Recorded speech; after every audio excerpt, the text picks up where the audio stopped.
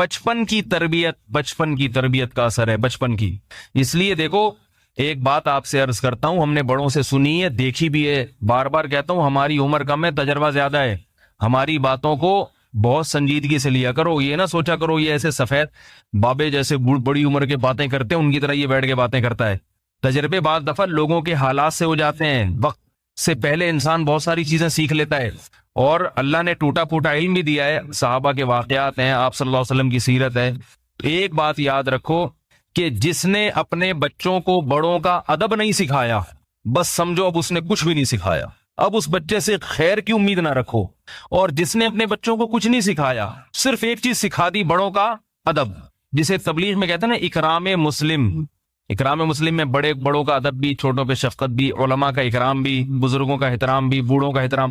یہ چیز اگر آ گئی تو اگر یہ بچہ بگڑ بھی گیا، کبھی نہ کبھی انشاءاللہ سدھر جائے گا۔ یہ بات آ رہی ہے سمجھ میں؟ اس کی ایک مثال دیتا ہوں، دلیل سے بات سمجھاتا ہوں، دلیل سے۔ دیکھو، یہ قرآن جسے ہم چومتے ہیں، جسے ہم سینے سے لگاتے ہیں، اس پر کوئی عمل کرے نہ کرے، فاسق فاجر مسلمان جو شراب بھی پیتا ہے، زنا بھی کرتا ہے، مگر اس قرآن کو سینے سے لگاتا ہے نا، کیا خیال ہے؟ ادب تو کرتا ہے نا؟ ہاتھ سے نیچے گر جائے کتنا ڈرتا ہے، گھبراتا ہے، اور اس کی کوئی گستاخی کر دے، اس کے سامنے اٹھا کے پھینک دے، کیسا آگ بگولا ہو جاتا ہے، اور ہونا بھی چاہیے۔ اس ادب کا فائدہ کیا ہوتا ہے کہ جب اس کے سامنے قرآن کی نصیحت کی جائے گی، عمل کرے نہ کرے لیکن نصیحت کو سنے گا، اللہ کا کلام۔ میں نے خود دیکھا ہے لوگوں کو، بڑے بڑے قاتل ہوتے ہیں، گنہگار ہوتے ہیں، لیکن جب اللہ کی کلام ان کے سامنے پڑھا جاتا ہے، ان کی آنکھوں سے آنسو نکلتے ہیں، ڈرتے ہیں، گڑ گڑاتے ہیں، کاش ہم سے یہ گناہ چھوٹ جائے۔ وجہ کیا ہے؟ دل میں احترام ہے۔ تو اس بات کی امید ہوتی ہے کہ آج نہیں تو شاید کل لائن پہ آ جائے، کل نہیں تو پرسوں۔ آتا لائن پہ کیوں نہیں ہے؟ کہ قرآن کی تعلیمات کوئی اس تک پہنچانے والا نہیں ہوتا، اور اگر کوئی پہنچانے والا بھی ہوتا ہے تو اس طرح سے نہیں پہنچاتا جس طرح سے اللہ نے پہنچانے کا حکم دیا، حکمت کے ساتھ، مصلحت کے ساتھ۔ بعض دفعہ بات اچھی ہوتی ہے، پہنچانے والا اس کو پھینک کے آ جاتا ہے۔ عطر کی خوشبو آپ کسی کو دیں، ادب تمیز کے ساتھ دیں تو لے گا بھی، لگائے گا بھی، اور عطر کی بوتل اٹھا کے منہ پہ مار دیں اس کے، تو وہ لگا لینا جب موڈ ہو۔ میاں بیوی کے گھروں میں جھگڑے ہوتے ہیں نا، تو شوہر لا کے دیتا ہے سودا، کبھی غصے میں ہوتا ہے، بیوی نے دہی منگوائی، یہ اٹھ نہیں رہا، بیگم صاحبہ کہہ رہی ہیں افطاری بنانی ہے، دہی بھی لے آئیں، ان کو روزہ لگ رہا ہے، اٹھ نہیں رہے۔ یہ ہوتا ہے ایسا گھروں میں کہ ابھی تو مجھ سے انڈے منگوائے تھے، اسی وقت کہہ دیتی جب انڈے لینے گیا تھا اس وقت نہیں کہا جا سکتا تھا کہ دہی بھی لے کے آ جاؤ۔ یہ عام طور پر نارمل کیسز ہیں گھروں کے اندر۔ جب انڈے لینے بھیجا تھا یا پکوڑے لینے بھیجا تھا اس وقت کہہ دیتی نا کہ دہی بھی لے آؤ، بھائی بھول گئی، اب لے آئیں۔ اب اس کو غصہ آ رہا ہے، اٹھ نہیں رہا۔ اب ظاہر ہے پولیس تو نہیں بلوائے گی وہ اس کو اٹھانے کے لیے، اس نے تانے دینا شروع کر دی، اٹھا نہیں جاتا، ہم کیا کریں، چاٹ کیسے کھائیں گے، دہی بڑے کیسے پکیں گے۔ بالآخر یہ بھنا کے غصے میں گیا اور دہی لا کے بیگم کے منہ پہ مار دی۔ ایسا ہوتا ہے، یا اٹھا کے یوں کر کے پھینک دی، تو وہ نہیں بناتی، پھر وہ کہتی آج دہی کے علاوہ سب کچھ آئے گا، دہی نہیں آئے گی۔ یہ پھڈے بھی ہوتے ہیں گھروں میں، اٹھا کے جب یوں پھینکا تو اٹھا کے اس سے بھی زیادہ اسپیڈ سے پھینکتی ہے واپس۔ وجہ کیا ہے؟ آپ نے لا کے بھی دے دی، سب کچھ کر دیا، مگر جو دینے کا اسٹائل تھا نا یہ بیگم کو پسند نہیں۔ دہی تو بہت پسند آئی، آپ بھی پسند آئے، مگر دہی پیش کرنے کا اسٹائل اسے پسند نہیں آیا، کہ یار یہ اسٹائل ذرا پسند نہیں آیا، عزت سے پیش کرتے، تو گھر میں پھڈا ہو جاتا ہے، لڑائی جھگڑا۔ اس کو یہ غصہ کہ میں اتنی دور سے لے کر آیا اور قبول نہیں کر رہی، وہ کہہ رہی ہے کوئی لانے کا طریقہ، میں کوئی نوکر ہوں، ملازمین کو ایسے دیجیے، زکوٰۃ بٹ رہی ہے کہ یہاں پہ قرآن کے احکام ہوتے ہیں، پیش کرنے کا طریقہ نہیں آتا، اٹھا کے پھینک دیا اس کے اوپر۔ بات ہی قل یا ایھا الکافرون سے شروع کی۔ ایک غیر مسلم آپ کے سامنے آیا ہے۔ اب قرآن میں غیر مسلم کے خطاب کے مختلف طریقے ہیں۔ ایک دفعہ مجھے ایک عیسائی کو دعوت دینی پڑ گئی، غیر مسلم تھا، اس نے مجھے بٹھایا، مجھے کسی نے کہا یہ اسلام کے قریب ہے تو اس کو آپ ذرا دین کی دعوت دیں، اسلام کی دعوت دیں، امید ہے کہ یہ مسلمان ہو جائے گا۔ تو میں سوچتا رہا کہ میں کہاں سے شروع کروں دعوت۔ تو قل یا ایھا الکافرون بھی ہے قرآن میں، اے نبی کہہ دیجیے اے کافرو۔ تو اگر میں یہاں سے شروع کرتا اے کافرو، تو کہتا چلو بھائی پتلی گلی سے نکلو، شابش، ہمیں کافر کہنے آئے ہو یہاں پہ۔ تو میں سوچتا رہا، قرآن کی آیت میرے ذہن میں آ گئی، قل یا اہل الکتاب تعالوا الی کلمۃ سواء بیننا وبینکم الا نعبد الا اللہ۔ کیسی پیاری آیت ہے۔ اے نبی ان سے کہہ دو اے اہل کتاب۔ اہل کتاب بھی کافر ہوتے ہیں، مگر اہل کتاب کا لفظ سن کے ان کو یہ احساس ہوگا کہ اللہ تعالی ہمیں عزت دے رہے ہیں۔ کافر تو ہندو بھی ہے، سکھ بھی ہے مگر ان کے پاس آسمانی کتابیں نہیں ہیں. ہمیں اہل کتاب پڑھا لکھا کہا جا رہا ہے. کتاب والو تم تو سمجھدار لوگ ہو.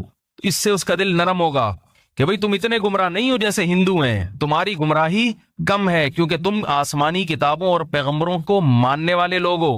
اور پھر تعالو آؤ, ایک ہوتا ہے ایتی آ جا, اور اردو میں بھی کسی کو بلانا ہو آئیے کہتے ہیں کہ نہیں کہتے, بلکہ اس سے بھی زیادہ مہذب لفظ ہے تشریف لائیے.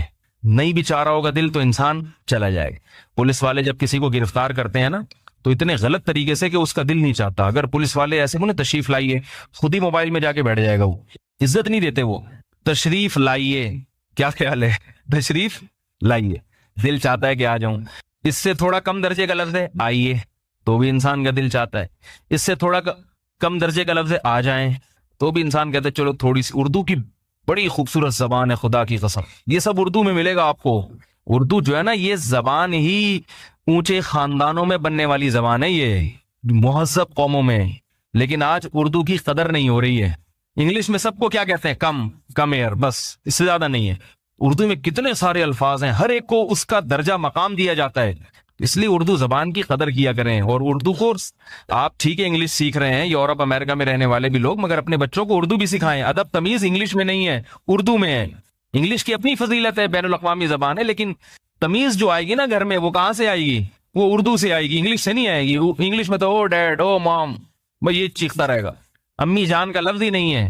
جان کا لفظ کتنا اچھا ہے, جائے نا, کیجیے نا, بس ہر جگہ پلیز لگا دیتے ہیں وہ ہر بات سے پہلے. وہ تو پولیس والا بھی گرفتاری سے پہلے پلیز کہہ کے گرفتار کرتا ہے.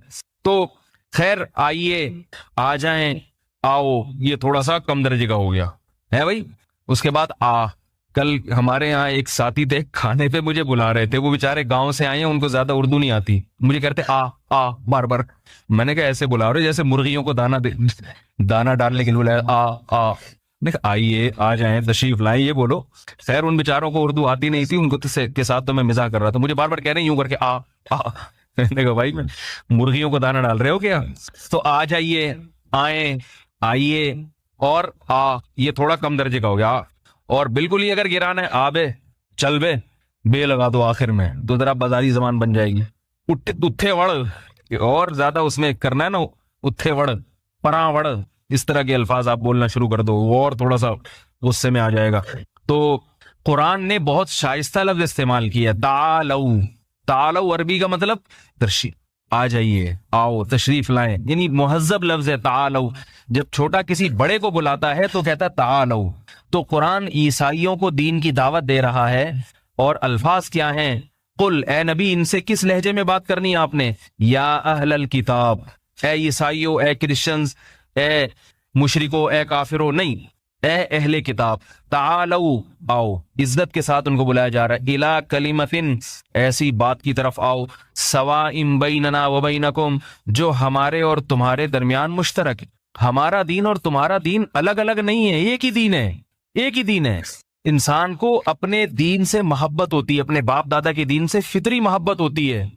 اپنے باپ دادا کے دین کو چھوڑنا انسان کے لیے آسان نہیں ہے.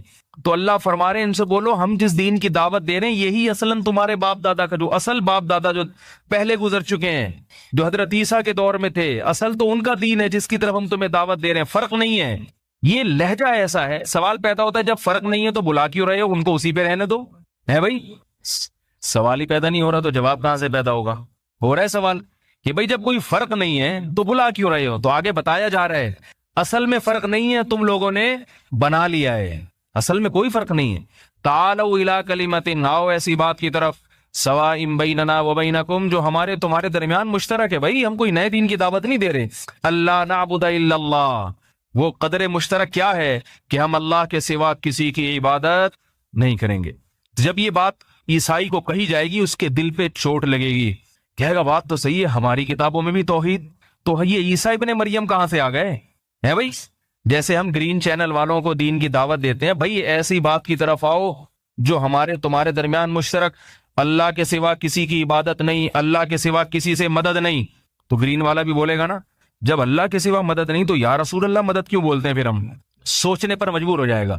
اور اگر ڈائریکٹ گرین والے کو آپ نے جا کے بولا یا رسول اللہ مدد کہنا حرام, تو وہ تو شروع اس کا مذہب یا رسول اللہ مدد سے ہوتا ہے.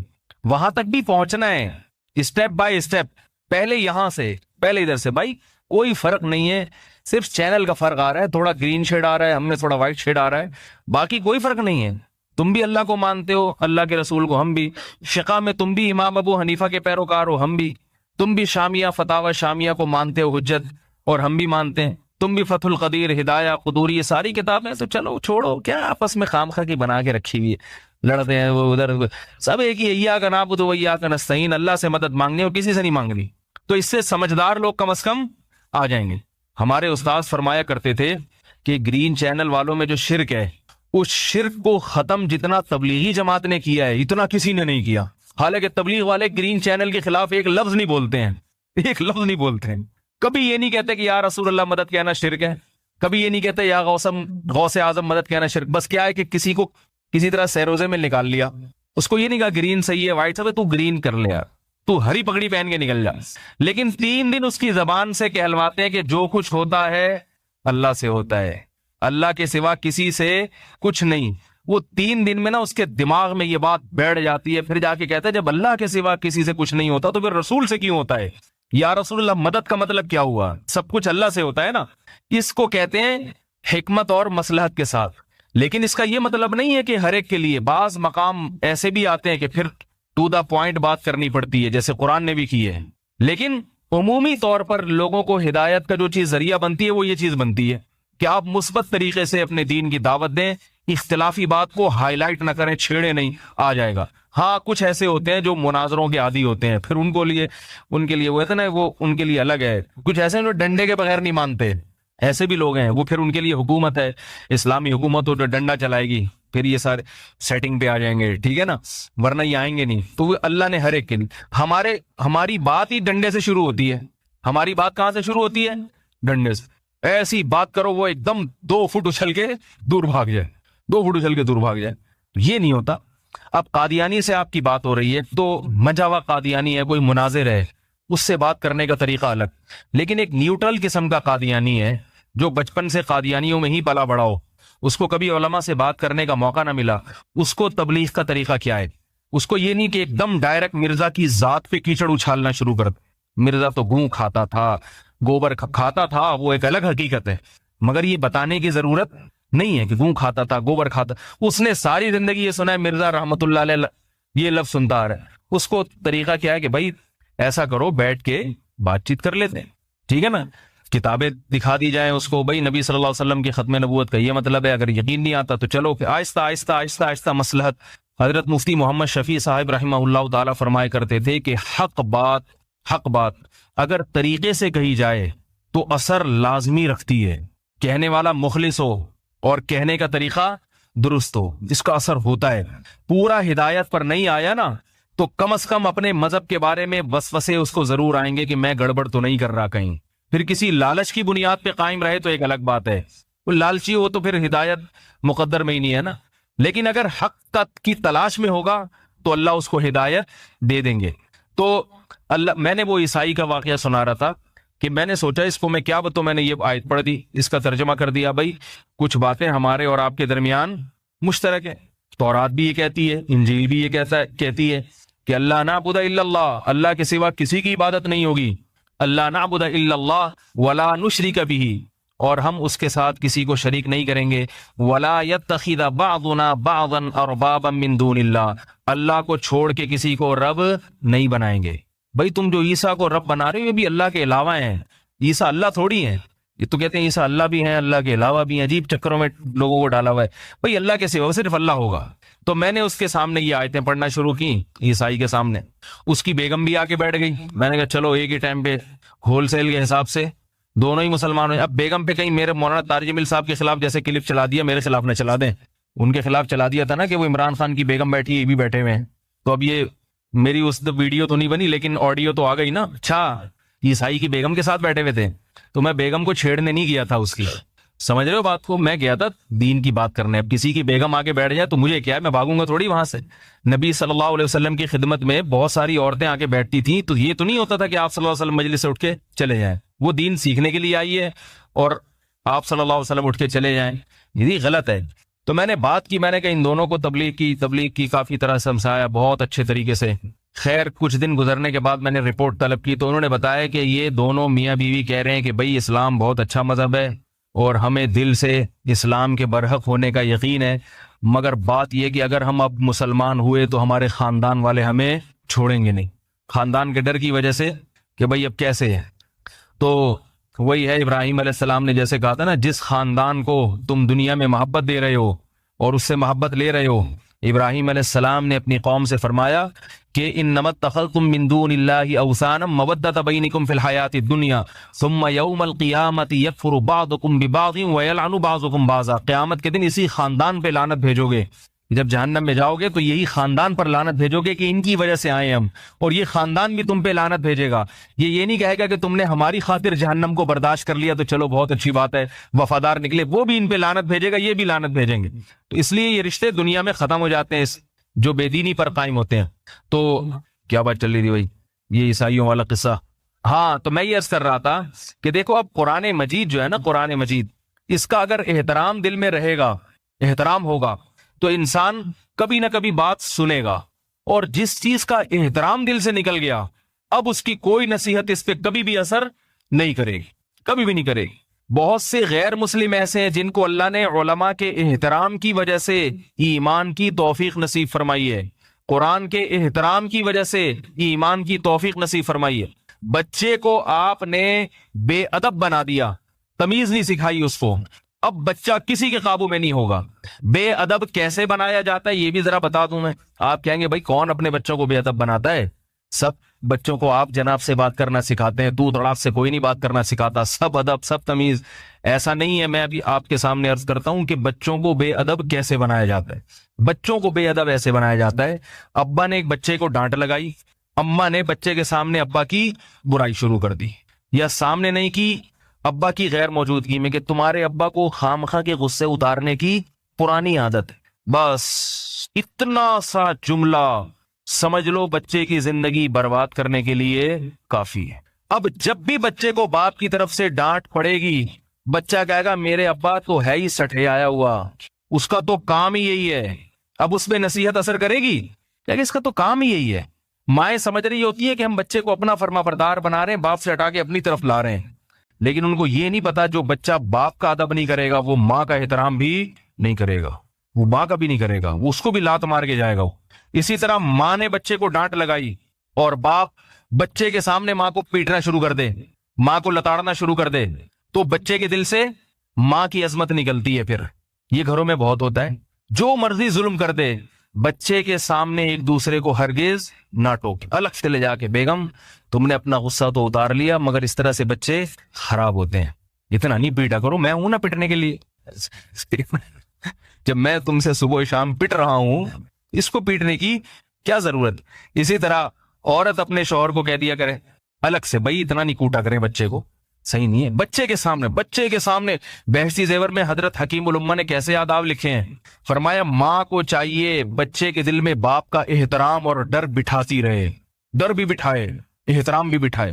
اس کو بتا، بچہ کوئی الٹا کام کرے، بھائی ابو کو پتا چل گیا، پاپا کو پتا چل گیا، بابا کو پتا چل گیا، خیر نہیں ہے. بچہ ڈرے گا، بھائی بابا کوئی بہت ڈراؤنی چیز ہے، یہ روب بیٹھے گا تو کام بنے گا.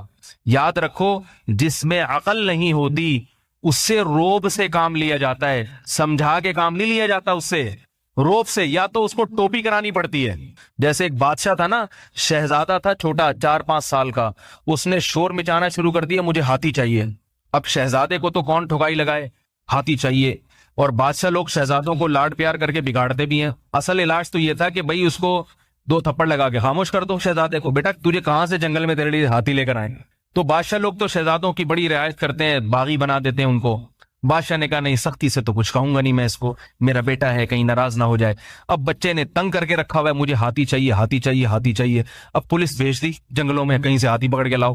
ساری رعایا پریشان، اور ہاتھی نہیں مل رہا. ہاتھی اگر مل بھی جائے تو لا کے اس کو کھلائے گا کون، اس کو پالے گا کون؟ تو ایک عقل مند بیٹھا ہوا تھا وزیر، اس نے کہا بادشاہ سلامت، بچہ ہے اس کو ٹوپی کرائیں، ٹوپی.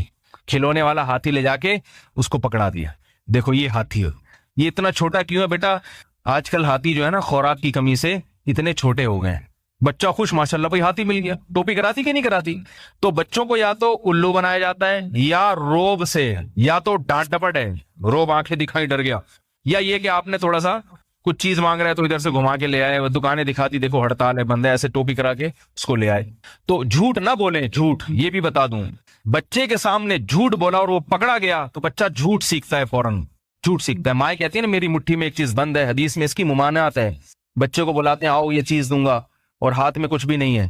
جب بچہ آیا آپ نے ہاتھ کھولا کچھ بھی نہیں ہے، بچے کے دل میں جھوٹ کی برائی نکل جاتی. بچہ کہتا ہے اپنے مفاد کے لیے کسی سے جھوٹ بولا جا سکتا ہے، جھوٹ بولا جا سکتا. بچہ فوراً یہ کہے. میرے بچوں کو میرے بارے میں معلوم ہے کہ میں اگر ان سے کسی چیز کا وعدہ کر لوں کہ بھئی کل میں یہ لا کے دوں گا، بچوں کو پتا ہے ابا لازمی لا کے دیں گے، کو پتا ہے کیونکہ ابا جھوٹ نہیں بولیں گے. بچوں کے ساتھ تو بہرحال انسان یہ احتیاط کرتا ہے کہ بھئی نتیجہ کیا نکلے گا. بھئی مجھے یہ ڈر ہوتا ہے کہ اگر میں نے جھوٹ بول دیا تو کل بچے جب میرے سامنے جھوٹ بولیں گے، کوئی میرا بچہ میرے سامنے جھوٹ بولے گا تو میں اسے کیسے تنبیہ کروں گا کہ جھوٹ بولنا غلط ہے. وہ کہیں گے آپ نے بھی تو جھوٹ بولا تھا. اور مائیں یہ کام بہت کرتی ہیں معذرت کے ساتھ. بچوں کے سامنے، باپ کے سامنے جھوٹ بول رہی ہیں، بچہ سن رہا ہے، بچے کو پتا ہے کہ امی ابو کو ٹوپی کرا رہی ہیں، دیکھ رہا ہے بچہ، بیٹیاں بھی دیکھ رہی ہیں. تو یہ چیزیں بیٹیاں سیکھتی ہیں، پھر سسرال جا کے اپنے شوہر کو جھوٹ بولتی ہیں. ان کو پتا ہے کہ ہماری اماں بھی یہ کام کیا کرتی تھی. ماں تو جو کرے گی بچی وہ کرے گی. وہ ایک واقعہ ہے نا کہ ایک خاتون لڑکی کی شادی ہوئی، میاں اس کو بہت محبت والا ملا، وہ چاہتا تھا میری بیوی بھی خوش رہے، بڑی اس نے چیزیں لا لا کے دی، شاپنگ کرائی، لیکن بیگم کا ہر وقت 2-4 دن تو خوش رہی، اس کے بعد موڈ آف. بھائی کیا وجہ ہے بیگم صاحبہ آپ کا موڈ آف رہتا ہے؟ کوئی وجہ ہو، یہ چاہیے وہ چاہیے، بتائیں کیا چاہیے آپ کو؟ برگر چاہیے، پیزا چاہیے، کلفٹن کی سیر کرنی ہے، چڑیا گھر بھی گھما کے لے آیا، مگر بیگم کا موڈ درست. یہ تھے نرم دل، سمجھا کے محبت سے ہر طرح کے بزرگوں کے بیانات سنا دیے، نہیں سمجھ. ایک دن غصہ آیا اور طبیعت سے اس نے دھنائی لگا دی اس کی. کہہ رہے جب کوئی مسئلہ نہیں ہے تیرے ساتھ تو کیوں منہ بنا کے بیٹھ؟ جس دن دھنائی لگائی اس دن بیگم خوش. اس دن کیا ہے بھائی، طبیعت کافی ہلکی اس کو محسوس ہوئی. یہ حیران کہ یہ چکر کیا ہے. آج تو میرا خیال تھا کہ یہ طلاق لے کے بھاگ جائے گی، خلا لے لے گی عدالت سے، اب کیوں ہوئی؟ تو تحقیق کرنے پر پتا چلا کہ اس نے اپنی اماں کو ہمیشہ اپنے ابا سے پٹتے ہوئے دیکھا ہے، ہمیشہ یہی دیکھا ہے، گھر کا ماحول ہی ایسا تھا. تو اب اس کو وہی کلچر چاہیے کہ ٹھکائی ہوتی رہے، سیٹنگ پہ چلتی رہے گی. تو یہ ماں، بچہ ایسے ماں سے سیکھتا ہے، ایسے سیکھتی ہیں. خاص طور پہ بیٹیاں، بیٹا باپ سے سیکھتا ہے اور بیٹیاں ماں سے سیکھتی ہیں. تو بھائی کیوں گھروں میں ٹھکائیوں والا ماحول اور پٹنے والا ماحول اور چیخنے چلانے والا ماحول بنا رہے ہو؟ بچوں کی خاطر تھوڑا سا تمیز کے دائرے میں رہنا سیکھ لے انسان. اور تالی دونوں ہاتھوں سے بجتی ہے، ایک ہاتھ سے نہیں. اور دوسری بات یہ کہ بعض دفعہ ایک کی غلطی ہوتی ہے جس کی وجہ سے دوسرے کو کنٹرول کرنا پڑتا ہے، اور بعض دفعہ وہ کنٹرول نہیں کر پاتا. تو یہ ساری بچپن سے خرابیاں پیدا ہوتی ہیں، بچپن سے. تبھی تو شریعت میں خاندان کی بہت اہمیت ہے. بھائی خاندان دیکھ کے شادی کرو. وجہ کیا ہے کہ بھائی جس خاندان میں پلی بڑی ہے یا پلا بڑا ہے اس کے اثرات اس کے اندر لازمی آئیں گے. تو میں یہ عرض کر رہا تھا بچوں کو ادب سکھائیں. ادب کیسے، بے ادبی کیسے سکھائی جاتی ہے؟ ایک طریقہ تو میں نے یہ بتایا کہ باپ کی برائی بچے کے سامنے، یا باپ ماں کی برائی کر رہا ہے بچے کے سامنے، یا ایک دوسرے بچے کو تنبیہ کر رہا ہے، دوسرا اسی وقت اس کو ٹوک رہا ہے کہ یہ غلط ہو رہی ہے تنبیہ. یہ بھی ہوتا ہے. ایک اور گڑبڑ یہ ہوتی ہے، اور معذرت کے ساتھ بیان اگرچہ میرا بہت ساری خواتین سنتی ہیں، مگر یہ والی برائی جو میں بھی بتا رہا ہوں یہ خواتین میں زیادہ ہے. میں یہ نہیں کہہ رہا ساری خواتین میں یہ برائی ہے، جو میرا بیان سنتی ہیں ان میں نہیں ہے، ان کے علاوہ کی بات کر رہا ہوں، ان میں یہ برائی بہت زیادہ ہے. وہ برائی کیا ہے کہ اگر بچے کا چچا، تایا یا چچا زاد بھائی جو عمر میں بڑا ہو، وہ اپنے کزن کو جو عمر میں چھوٹا ہے اس کو کسی بات پہ ڈانٹے، یا چچا اس کو ڈانٹے یا تھپڑ لگا دے، تو مائیں فوراً شکایت شروع کر دیتی ہیں، تم کون ہوتے ہو میرے بچے پہ ہاتھ اٹھانے والے. ٹھیک ہے یہ کچھ بھی نہیں ہے، لیکن جب آپ کو پھر طلاق ہو جائے، اللہ نہ کرے یا شوہر مر جائے، پھر یہ نہیں کہنا میرے بچے روڈوں پہ آوارہ گردی کرتے پھر رہے ہیں، آپ اپنے بھتیجوں کا خیال کریں. پھر یہ قابو میں نہیں ہوں گے. اس وقت تو تانا دے دیا کیونکہ ابھی پالنے والا شوہر موجود ہے، اس وقت تو کہہ دیا تم کون ہوتے ہیں، تمہارے کیا لگتے ہیں. بچوں کے چچا تایا کو باور کرایا جائے کہ باپ کا جتنا حق ہے نا آپ کا بھی اتنا حق ہے. پھر مثال دوں اپنے ہی بچوں کی، کیونکہ ظاہر ہے میں دوسروں کے بچوں کی تو نہیں دوں گا نا، میرے چھوٹے چھوٹے بچے ماشاءاللہ یہاں کھیل رہے ہیں. میں نے اپنے بھائیوں کو کہا ہوا ہے کہ جب دل چاہے نا، جس کو بھی طبیعت سے پیلنے کا دل چاہے، ٹھکائی لگانے کا، مجھ سے پوچھنے کی ضرورت نہیں ہے. خوشی ہوگی کہ آپ نے ان کو اپنا سمجھا. بھائی آج اپنا سمجھیں گے تو کل کام آئیں گے. سمجھ میں آ رہی ہے بات؟ انسان خاندان میں پلتا ہے، خاندان میں اکیلا نہیں ہے. خاندان کو ساتھ لے کے چلتا ہے تو مسائل حل ہوتے ہیں. شادیاں ہونی ہوتی ہیں بچیوں کی. اگر آپ نے چچا اور تایا اور ان کو ایسا بالکل پرے رکھا کہ ہٹو تم ان کے معاملے میں دخل اندازی نہ کرو, نتیجہ کیا نکلے گا؟ کسی معاملے میں